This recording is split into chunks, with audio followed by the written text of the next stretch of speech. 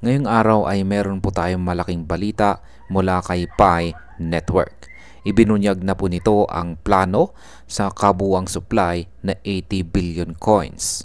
Layunin nitong balansehin ang mining rewards, liquidity at pangmatagalang scarcity o limitadong supply sa market. Ang hakbang na ito ay posibleng magbigay ng direksyon sa magiging presyo at galaw ni Pi sa hinaharap. Kaya ayan po ang siyang ating pag-uusapan sa video na ito.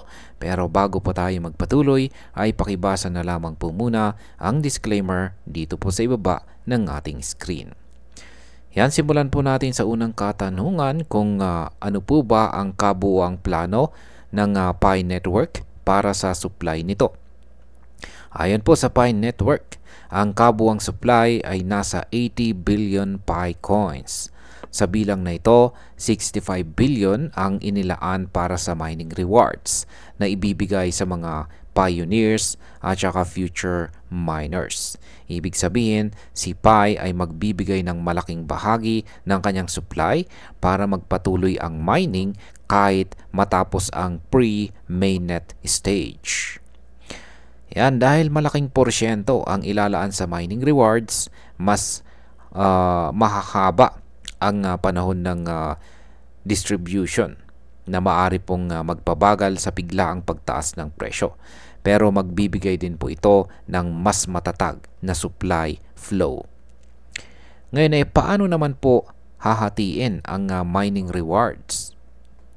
Mula po sa kabuuang 65 billion na mining rewards, 20 billion Pi ang para sa pre-mainnet mining at 45 billion Pi naman para sa bagong mainnet mining.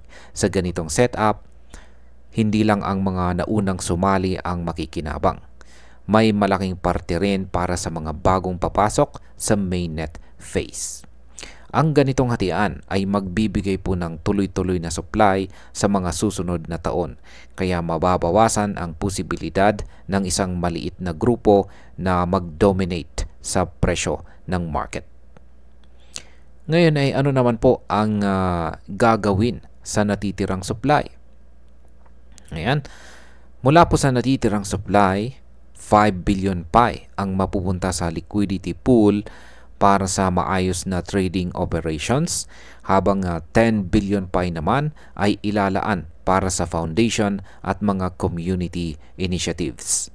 Makakatulong ito para palakasin ang ecosystem at suportahan ang mga project na gagamit po ng Pi sa totoong mundo. Yan, ang pagkakaroon po ng liquidity pool ay makakatulong sa mas maayos na presyo sa market at magbabawas ng malalaking price swings. Ayan, sunod na tanong ay ilang pre-mainnet coins lang ang makakapasa sa KYC at makakapasok sa circulation. Tinatayang nasa 10 to 20 billion Pi lamang po mula sa pre-mainnet mining ang makakapasa sa KYC verification. Ito ay dahil tatanggalin ang mga hindi po verified at mga fake accounts. Ibig sabihin ay mas kaunti po ang aktual na circulating supply sa mainnet launch. Kapag mas kaunti po ang supply na papasok sa circulation, mas lalaki po ang posibilidad ng price increase, lalo na kung tataas ang demand. Ngayon ay bakit po mahalaga ang scarcity sa presyo ni Pi?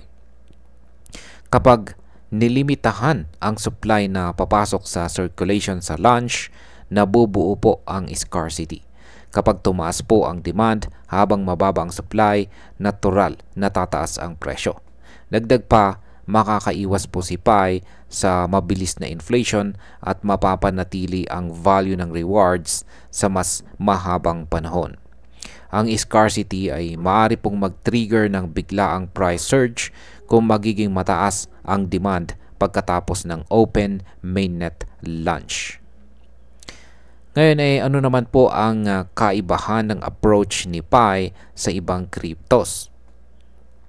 Hindi tulad ng ibang cryptocurrencies na nauubos agad ang supply, si Pi ay may strategy na dahan-dahan nitong i-distribute ang coins sa loob ng maraming taon.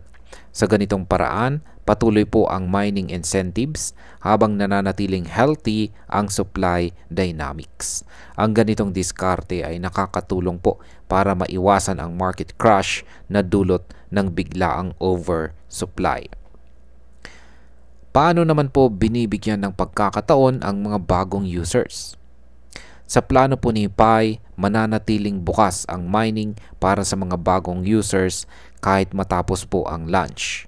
Hindi lahat ng supply ay nasa kamay ng early pioneers, kaya pantay ang tsansa ng lahat. Sa ganitong paraan, mas lalaki po ang community at mas tatagal ang engagement. Kapag mas marami po ang active miners, mas magiging malawak ang adoption na pwedeng magtulak pataas sa presyo sa hinaharap. Paano naman nito mapapanatili ang price stability at ecosystem growth? May taunang limit ang mining na makakapigil sa biglaang pagtaas ng supply. Kasabay nito, may liquidity pool para masigurong smooth ang trading operations. Dagdag pa, pinapalakas po ng Pi-Core team ang trust sa ecosystem sa pamamagitan po ng KYB verification para sa partner companies. Ang price stability ay magbibigay po ng mas matatag na foundation para sa future growth at makakatulong sa mas stable na investment outlook para sa mga traders. At ayan, sa kabuuan ay malinaw na ang supply strategy ni Pi Network ay nakatuon po sa long-term growth, scarcity at fairness sa distribution. Kung magiging consistent ito sa plano, malaki po ang tsansa na makakita tayo ng stable at posibleng tumaas na presyo sa mga susunod na taon. Pero tulad ng lahat ng crypto investments, malaking papel pa rin ang demand at adoption para maging matagumpay ito. At ayan, hanggang dito na lamang po tayo sa video na ito mga ka-crypto. Marami pong salamat sa panunood. Ingat po tayo lagi at God bless po sa ating lahat.